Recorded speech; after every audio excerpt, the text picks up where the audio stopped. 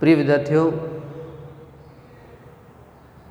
पूर्व की क्लास के अंदर हमने छंद के प्रमुख अंगों के बारे में पढ़ा और आज हम उसी को आगे बढ़ाते हुए छंद के भेदों के बारे में पढ़ते हैं। उससे पहले मैं पहले की क्लास में जो हमने पढ़ा उसके बारे में सरसरी तौर पर आपको बता देता हूँ।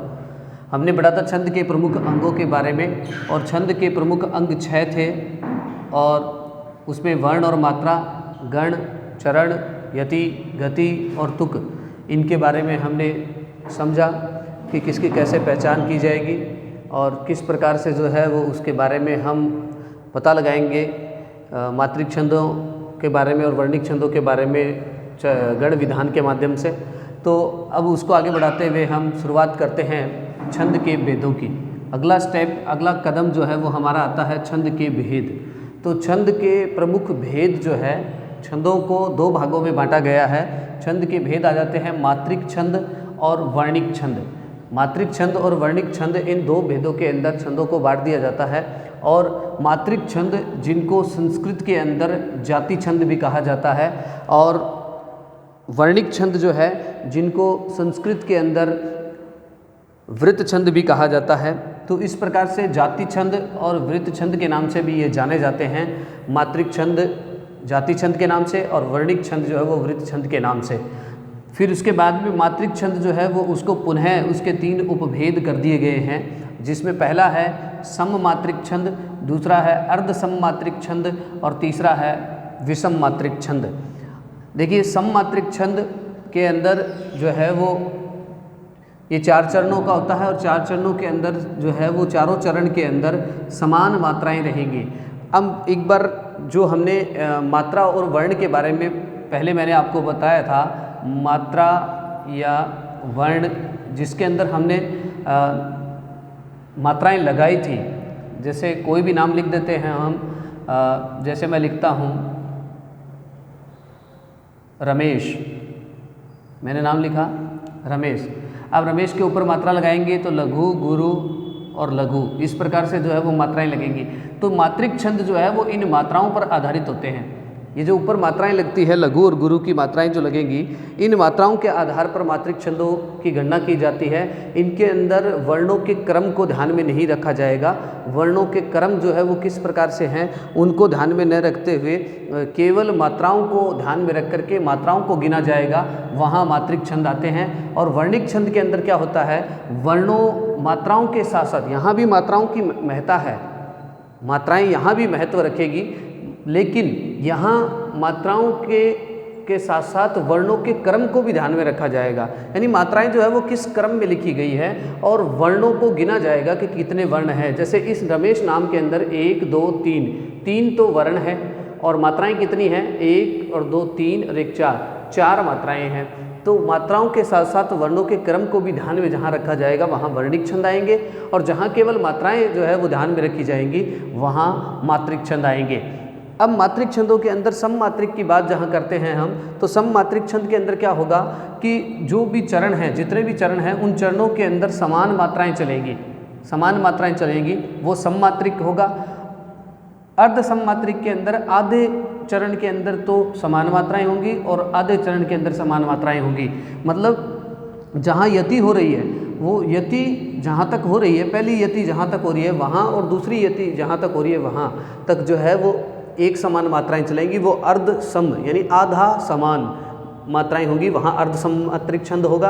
और विषम मात्रिक के अंदर जो है वो प्रत्येक चरण के अंदर मात्राएं जो होंगी वो विषम होंगी। प्रत्येक चरण के अंदर मात्राएं विषम होंगी। किसी के अंदर जो है वो 16 आ रही है, किसी में 18 आ जाएंगी, किसी में किसी प्रकार से। तो ये इस प्रकार से विषम मात्रिक छंद के अंदर अलग अलग मात्राएं होंगी, या हम कह सकते हैं कि इनमें मात्राएं जो हैं वो समान नहीं होंगी, तो वो विषम मात्रिक छंद कहलाएगा। अब हम शुरुआत करते हैं सम मात्रिक छंदों की। सबसे पहले कि सम मात्रिक छंद क्या हैं।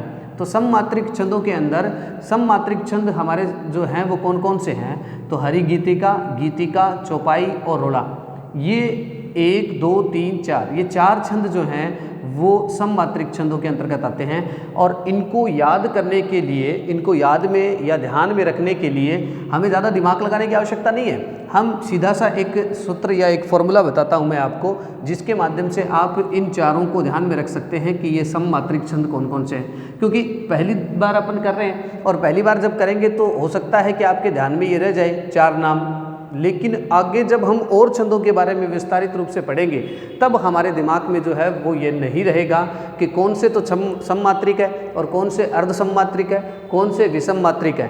तो इसलिए इनको याद रखने के लिए कि कौन कौन से जो है वो सममात्रिक है, कौन से अर्ध सममात्रिक हैं और कौन से जो हैं वो विषम मात्रिक हैं, उनको ध्यान में रखने के लिए पहला जो फॉर्मूला है, पहला जो सूत्र है वो है सममात्रिक छंदों के लिए। इसके लिए आप एक लाइन याद रखें, क्या कि हरि गीत गाते समय, हरि गीत गाते समय चोखा रोड़ा करता है। हरि गीत गाते समय चोखा रोड़ा करता है। अब ये लाइन आप याद रखेंगे तो आपको ध्यान में रहेगा कि ये सममात्रिक छंद है। अब सबसे पहली बात तो ये कि हमें ये कैसे पता चलेगा कि भाई ये सममात्रिक के लिए ये सूत्र है।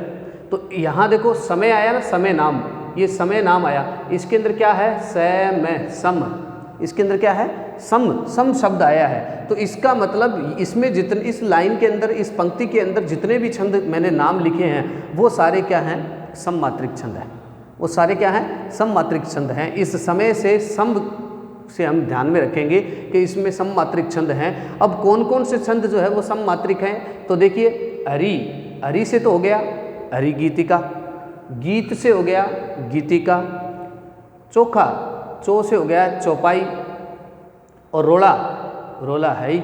तो हरि गीतिका, गीतिका, चौपाई और रोला, ये 4 जो हैं, यानी 1 नंबर पे हरि गीतिका, 2 नंबर गीतिका, 3 नंबर चौपाई और 4 नंबर रोला, ये चारों छंद जो हैं वो क्या है, सम का मतलब सममात्रिक है। यानी ये चारों छंद जो हैं वो क्या हैं, सममात्रिक छंद है। ये ध्यान में रहेगा आपके। तो इस लाइन को याद रखें आप, क्या, हरि गीत गाते समय चोखा रोड़ा करता है। तो समय से हो जाएगा सममात्रिक छंद कौन कौन से हैं, हरि गीतिका, गीतिका, चौपाई और रोला, ये 4 जो हैं वो सममात्रिक छंद हैं। तो अब हम बात करते हैं, ये तो ये हो गया याद करने का तरीका, और मैं आपको बता रहा हूँ कि आपको किसी भी प्रकार से ज़्यादा दिमाग पे जोर डालने की आवश्यकता नहीं पड़ेगी। मैं आपको इन्हीं के आधार पर शॉर्ट रूप से सारांश के तौर पर जो है मैं आपको इसके बारे में इन्हीं के माध्यम से बता दूंगा। इनकी पहचान जो है वो किस प्रकार से आपकी याद रहेगी। तो देखिए ये तो याद रह जाएगा अपने, हरि गीत गाते समय चोखा रोड़ा करता है। अब 1 नंबर पे शुरुआत करते हैं हम सबसे पहले हरि गीतिका छंद की। तो हरि गीतिका छंद, हरि गीतिका छंद जो है इसमें 28 मात्राएं होती है। सबसे पहली बात, इसमें कितनी मात्राएं होंगी, 28 मात्राएं होंगी। अब मैं एक बार दोबारा आपको वही लेकर के जाता हूँ, पीछे जो मैंने छंद के प्रमुख अंगों के बारे में आपको बताया, तो उनमें मैंने आपको पहला क्या बताया था, वर्ण और मात्रा। दूसरा क्या बताया, गण। तीसरा क्या बताया, चरण। चौथा क्या बताया, यति। पांचवा क्या बताया, गति। और छठा तुक। अब इन्हीं के आधार पर इनकी परिभाषा बनाएंगे हम। ज़्यादा लंबा चौड़ा लिखने की आवश्यकता नहीं है, और परीक्षा के अंदर आपसे परिभाषा ही पूछेगा कि हरि गीतिका छंद की परिभाषा उदाहरण सहित लिखिए। तो उदाहरण सहित उसकी परिभाषा लिखनी होगी, और परिभाषाएं याद करने की आवश्यकता नहीं पड़ेगी आपको। जहाँ तक संभव होगा याद नहीं करने की आवश्यकता पड़ेगी। देखिए इसमें 28 मात्राएँ होती हैं। पहला मात्रा और वर्ण बताने हैं, पहला मात्रा और वर्ण। तो इसमें कितनी मात्रा, 28 मात्राएं होती हैं। कितनी मात्राएं होंगी, 28 मात्राएं होती हैं। तो अब इसको देखो, चेक करते हैं कि 28 मात्राएं है या नहीं है। तो इसका ऊपरी ऊपर जो ये उदाहरण लिखा हुआ है, ये हरि गीतिका का उदाहरण है या नहीं है, इसको जांच करते हैं अपन। हे, इसमें क्या मात्रा लगेगी, हे में गुरु, तात, ता में गुरु, तय में लघु। हे गुरु, माँ में गुरु, तू में लघु, लघु। जहाँ में लघु गुरु, हो में गुरु, गुरु, और प्रणाम में लघु गुरु, लघु, और तुम्हें में लघु गुरु, और वहीं में लघु गुरु।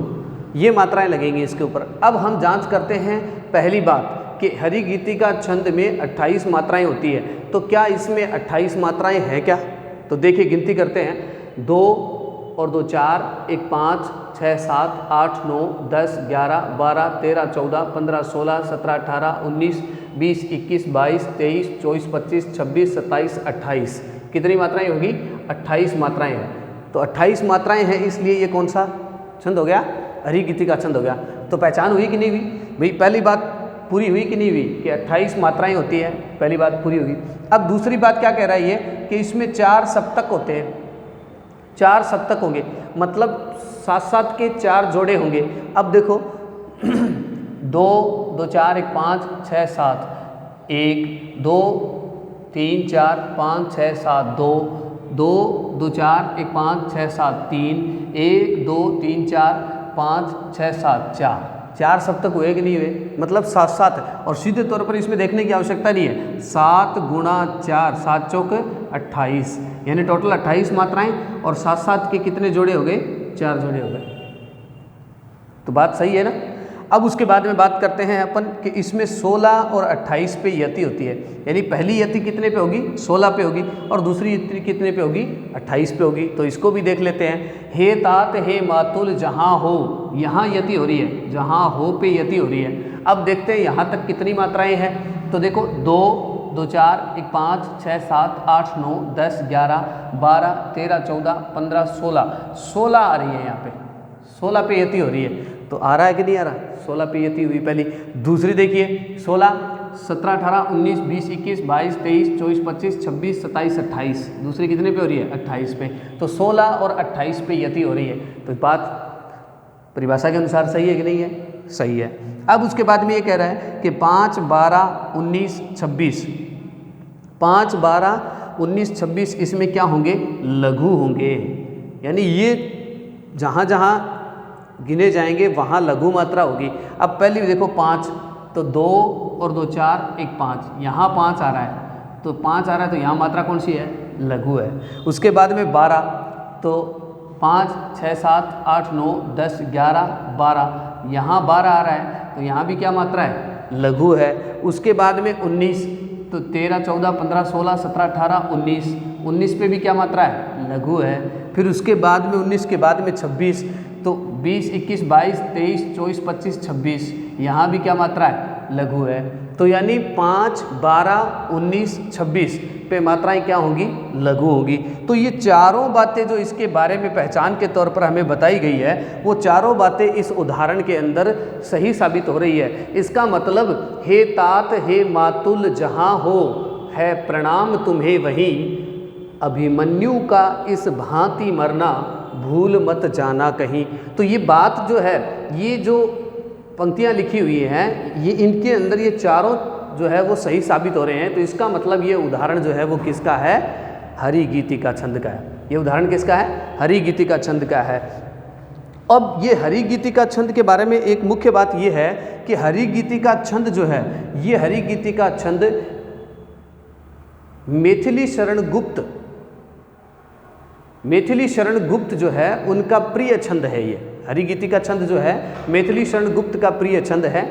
अब मैं उस आधार पर बताता हूँ कि मात्रा और वर्ण हो गया, गण इसमें आएगा ही नहीं, क्योंकि वर्णिक छंदों के अंदर गण आता है। चरण की बात करें तो ये अब इसकी परिभाषा के तौर पर अगर हम कैसे लिखेंगे परीक्षा के अंदर कि यह, सबसे पहले चरण लिखेंगे कि यह एक 4 चरणों का सममात्रिक छंद है। हरि गीतिका की अगर परिभाषा लिखेंगे तो सबसे पहले क्या लिखेंगे?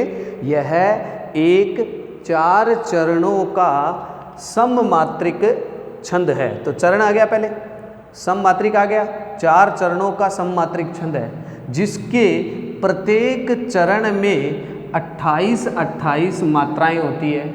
ऐसे परिभाषा में लिखेंगे हम, जिसके प्रत्येक चरण में 28 मात्राएं होती है और 4 सप्तक होते हैं। कितने सप्तक होंगे प्रत्येक चरण में? 4 सप्तक होंगे और 16 व 28 पर यति होती है। 5वीं 12वीं 19वीं और 16वीं मात्रा जो है वो क्या रहेगी? लघु रहेगी। ये इसकी विशेषता होगी और इसकी परिभाषा हो गई।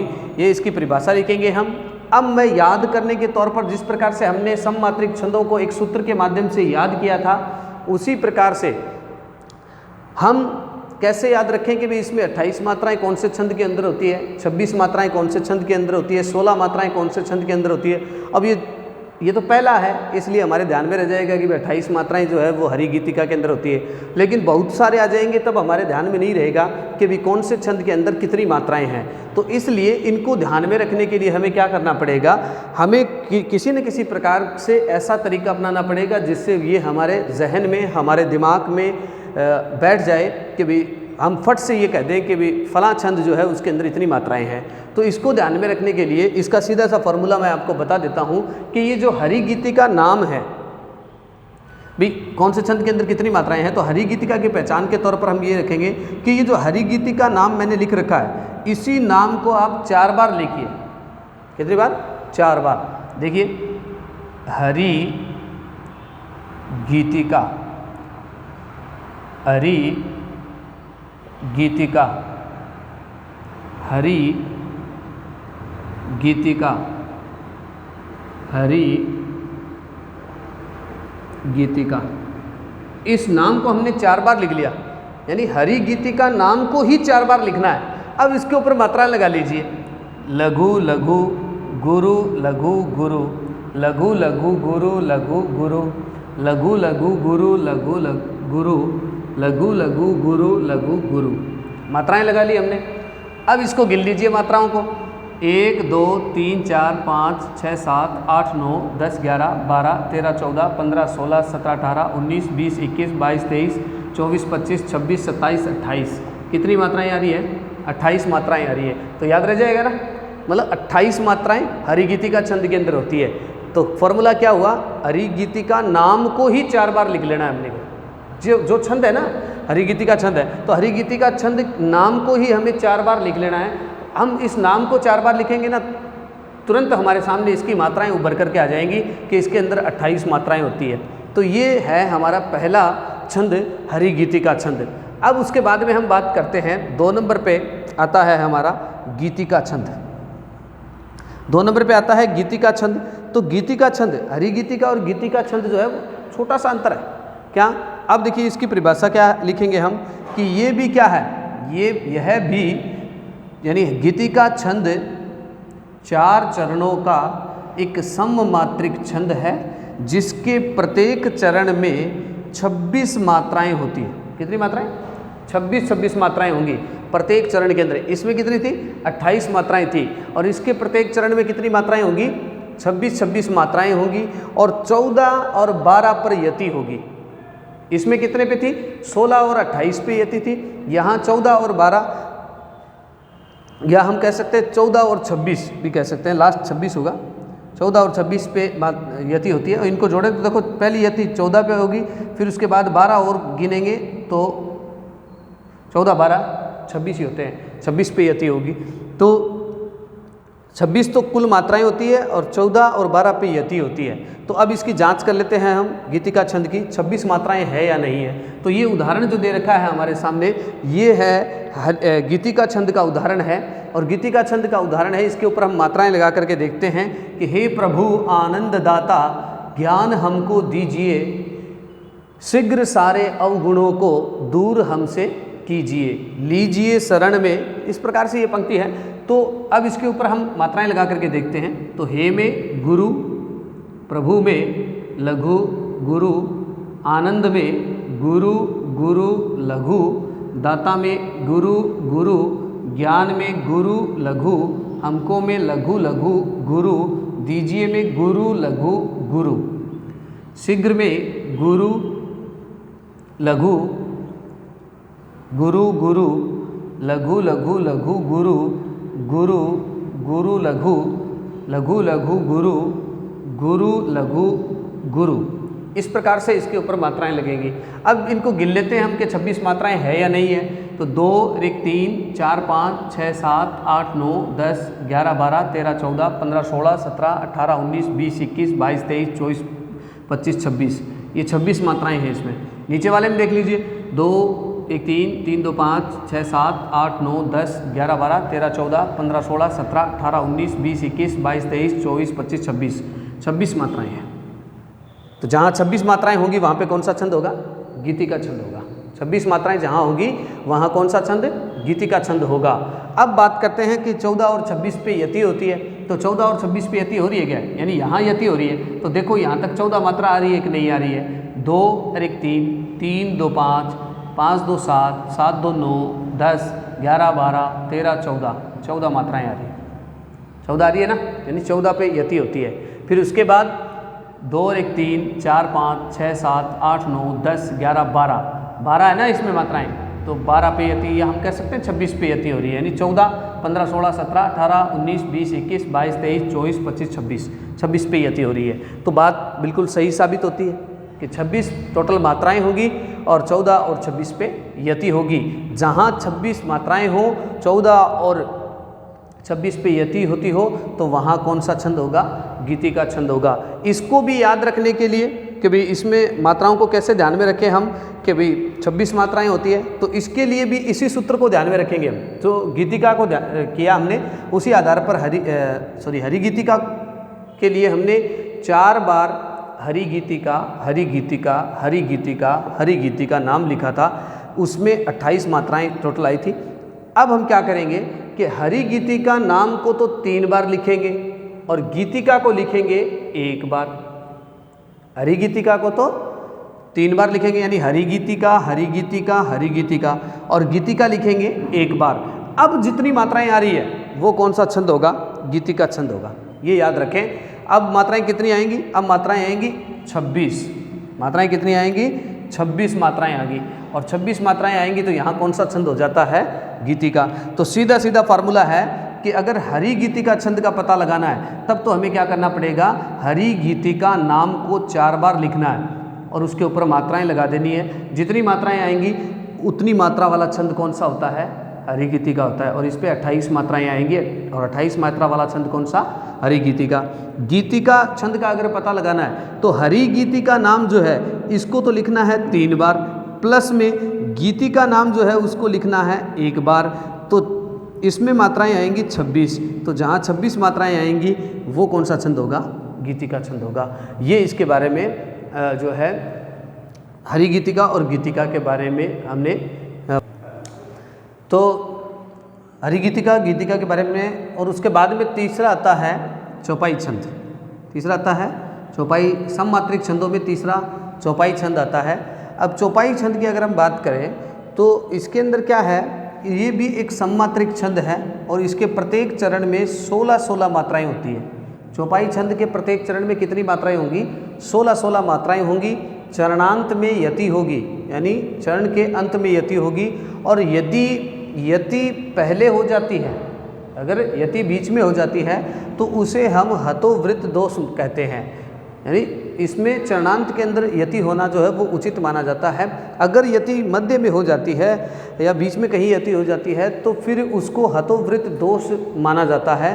और चरणांत में इसकी एक और विशेषता है कि चरणांत में इसमें गुरु गुरु और लघु लघु, यदि गुरु गुरु आए तो भी उचित है और यदि लघु लघु आए तो भी उचित है। यानी गुरु लघु यदि आता है तो वो वर्जित है, मतलब गुरु लघु नहीं आना चाहिए। गुरु गुरु आता है तो भी उचित है, लघु लघु आता है तो भी उचित है। तो ये इसकी विशेषता है कि चौपाई छंद के अंदर 16-16 मात्राएं जो हैं वो होती हैं। अब इसको हम देख लेते हैं कि 16-16 मात्राएं आती है क्या। ये हनुमान चालीसा जो आमतौर पर घरों के अंदर पढ़ा जाता है, उस हनुमान चालीसा की चौपाई की पंक्तियां हैं। आपने हनुमान चालीसा की चौपाई नाम सुना होगा। तो वो चौपाई क्या है? छंद है एक। तो चौपाई, अब इसमें देखिए हनुमान चालीसा की ये पंक्तियां हैं। जय हनुमान ज्ञान गुण सागर, जय कपीश तिहु लोक उजागर, रामदूत अतुलित बलधामा, अंजनी पुत्र पवन सुत नामा। अब देखिए यहाँ क्या है, देखो चरणांत में तुक भी मिल रहा है। देखिए सागर, उजागर, धामा, नामा, इस प्रकार से चरणांत में तुक भी मिल रहा है इसका। अब देखिए इसके ऊपर मात्राएं लगाते हैं हम कि 16 मात्राएं आती है क्या इसमें। तो देखिए जय यानी लघु लघु, हनुमान लघु लघु, गुरु लघु, ज्ञान गुरु लघु, गुण लघु लघु, सागर गुरु गुरु गुरु लघु लघु। अब देखिए मात्राएं कितनी आ रही हैं, 1 2 3 4 5 6 7 8 9 10 11 12 13 14 15 16, 16 मात्राएं आ रही है ना। तो पहली बात क्या थी इसके अंदर, चौपाई छंद के अंदर, कि जहाँ 16 मात्राएं होंगी वहाँ कौन सा छंद होगा, चौपाई छंद होगा। उसके बाद में इस पे मात्रा लगा के देखते हैं, जय लघु लघु लघु गुरु लघु लघु लघु गुरु लघु लघु गुरु लघु लघु। 1 2 3 4 5 6 7 8 9 10 11 12 13 14 15 16, 16 मात्राएं आ रही हैं। तो मतलब प्रत्येक चरण के अंदर 16 मात्राएं जहाँ होंगी, प्रत्येक चरण में 16 मात्राएं होगी, वहाँ पे कौन सा छंद होगा, चौपाई छंद होगा वहाँ पे।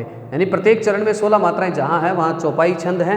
बात करते हैं दूसरी, चरणांत में यति। यहाँ देखो, जय हनुमान ज्ञान गुण सागर, चरणांत में, चरण के अंत में, प्रथम चरण है और प्रथम चरण के अंत में यति हो रही है। जय कपीशति लोक उजागर, इसमें भी चरण के अंत में यति हो रही है।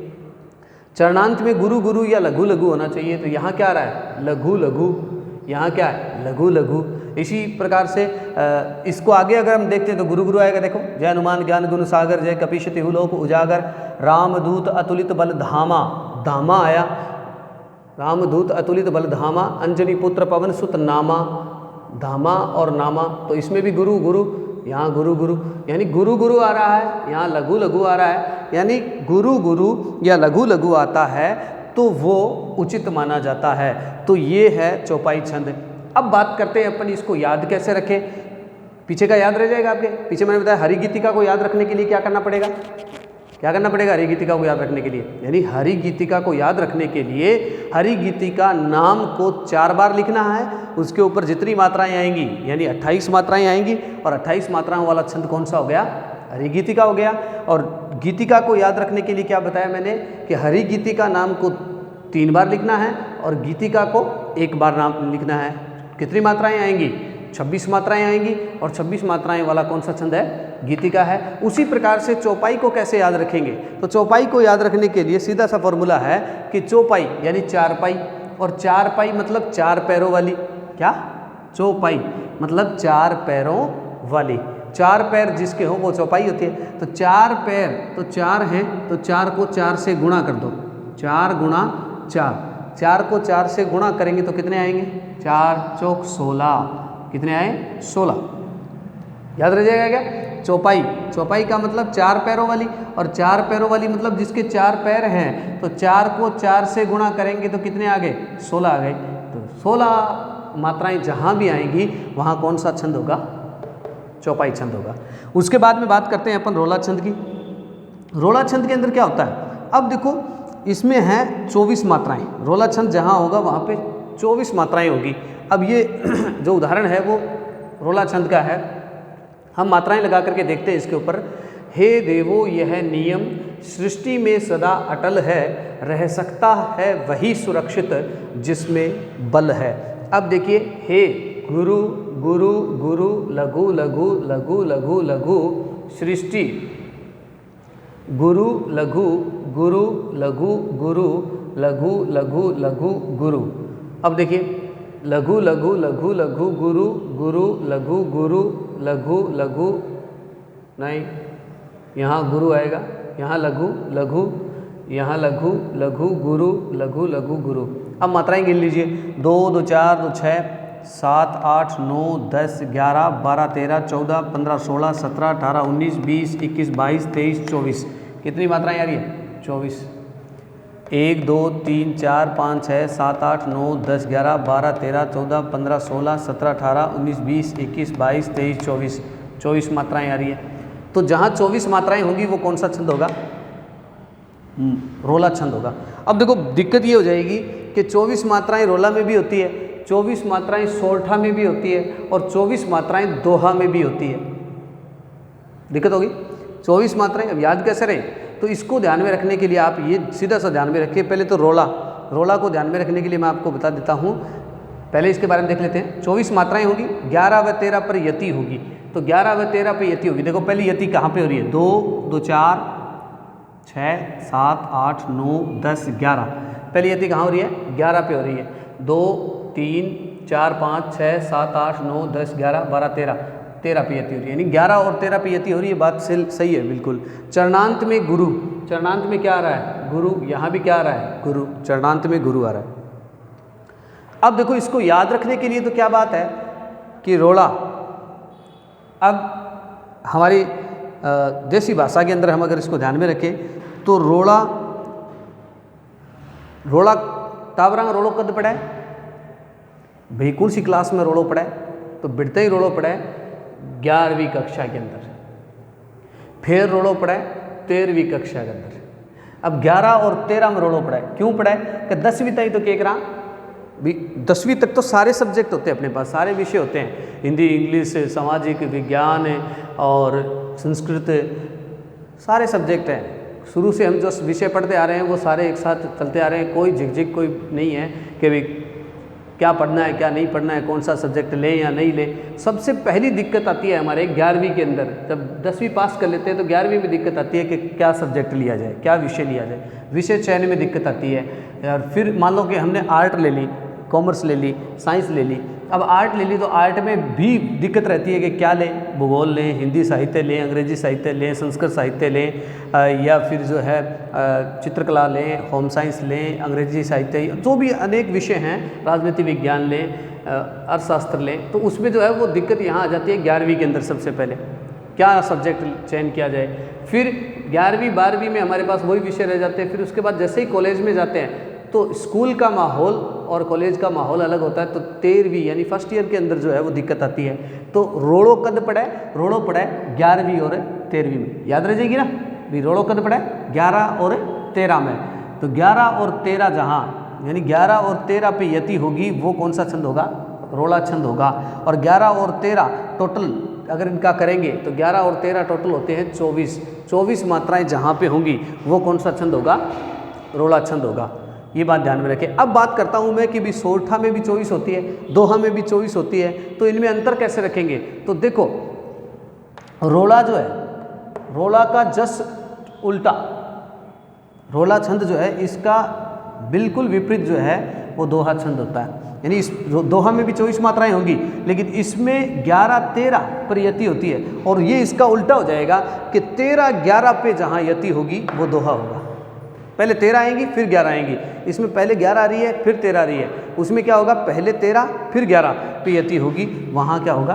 दोहा छंद होगा। अब सोरठा में भी, सोरठा में क्या होता है? 11-13 पे यति होती है, तो उसमें अंतर कैसे करेंगे हम? तो उसमें अंतर करने के लिए हमें सीधा ध्यान में रखना है कि सोर तो है थोड़ो और रोड़ो है बोड़ो, रोड़ो है बड्डो और सोर है थोड़ो सो। तो सोरठा मतलब सोर में तो लास्ट में क्या आएगा? लघु आएगा। जहाँ अंत में लघु होगा वो सोरठा होगा, और जहाँ अंत के अंदर गुरु होगा यानी चरणांत में गुरु होगा, तो गुरु मतलब बड़ा, गुरु मतलब बड़ा, तो चरणांत में जहाँ बड़ा होगा यानी चरणांत में गुरु होगा तो वहाँ कौन सा होगा? रोला छंद होगा। ये इसमें छोटा सा समझने के तौर पर हम ध्यान में रख सकते हैं कि भाई जहाँ चरणांत के अंदर गुरु होगा वहाँ तो होगा रोला, जहाँ चरणांत में लघु होगा वहाँ होगा सोरठा, और जहाँ 13-11 मात्राएं होगी वहाँ पे होगा दोहा। ये इसमें छोटा सा अंतर है। तो कुल मिलाकर के बात ये थी कि ये हमारे सममात्रिक छंद थे, हरि गीतिका, गीतिका, चौपाई, रोला, ये हमारे 4 सममात्रिक छंद थे। इनको याद रखने के लिए हरि गीत गाते समय चोखा रोला करता है, यानी समय का मतलब सममात्रिक छंद, हरि से हरि गीतिका, गीत से गीतिका, चोखा से चौपाई, रोला से रोला, ये 4 जो थे इनके बारे में हमने पढ़ा। अगली कक्षा के अंदर हम अर्ध सममात्रिक छंदों के बारे में पढ़ेंगे विस्तारित रूप से। तो अगर हमारा पढ़ाना अगर आपको अच्छा लग रहा है तो इस चैनल को ज़्यादा से ज़्यादा सब्सक्राइब करें, लाइक करें और अपने अंतरंग मित्रों के अंदर इसको जो है वो शेयर करें, ताकि ज़्यादा से ज़्यादा बच्चे जो हैं वो इसका लाभ उठा सकें और इसको देख सकें। धन्यवाद।